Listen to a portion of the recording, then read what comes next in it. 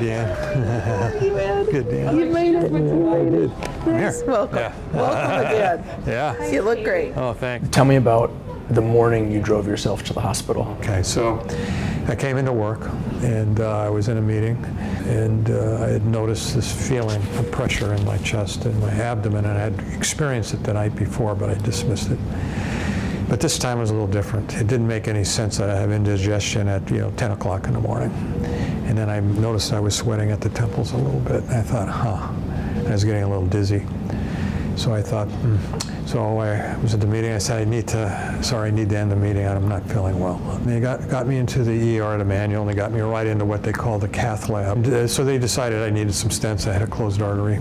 And before we could even get started, he had a cardiac arrest. As soon as he arrived, within a couple of minutes, we had to have ongoing CPR. That kept going for upwards of an hour. And at that point, they tried several more times and were unsuccessful in getting the stents in. And so they had to make a decision, and they communicated with my wife that it was not good. I know that at one point it was concluded that I had passed. And that's true. Yeah. And that was my call, so I have to own that one. And then I was literally at your side and kind of looked up at the monitor and I saw a heartbeat.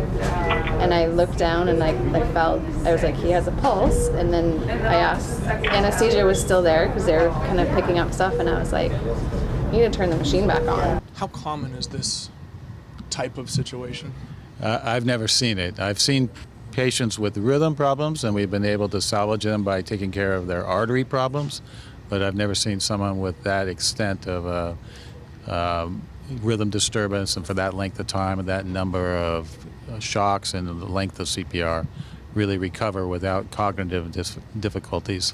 What I had remembered was, and I don't know exactly when this happened, I was conscious at one part during CPR.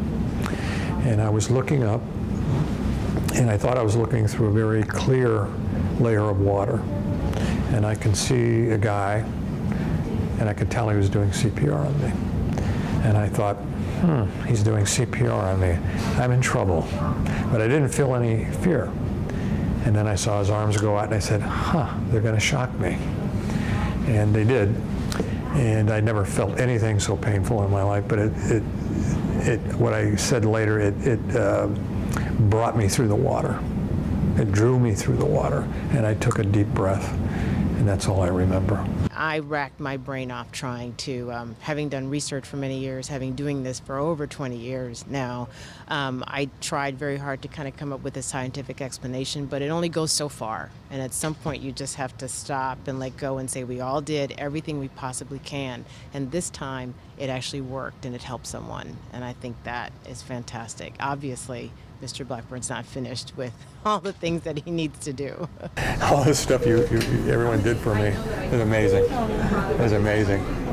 Gosh, it must have been pretty intense. It's probably the most intense one that I've ever been a part of. Definitely. And I felt in this situation, well, boy, did they bring a lot of skills, devotion, and boy, were they present for me. Glad to see you. Mutual, believe me.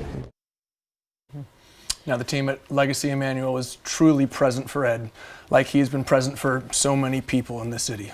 Kathy? Joey, out of oxygen for 4 minutes. Yeah.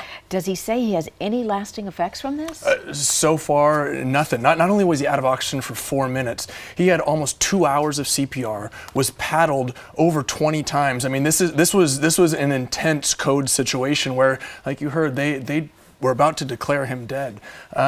He's moving on as if nothing happened. He was already planning to retire as executive director. He's transitioning out of that role, but he has one more big project that he needs to finish, and that's the transitional housing project out on Northeast 122nd, where they're naming the building in his honor. Wow, still at it after all that. Yeah. Joey, thank you. Incredible story. If you have a story idea for Joey's Journal, you can email it to joeysjournal@kgw.com or post it on Joey's Facebook page.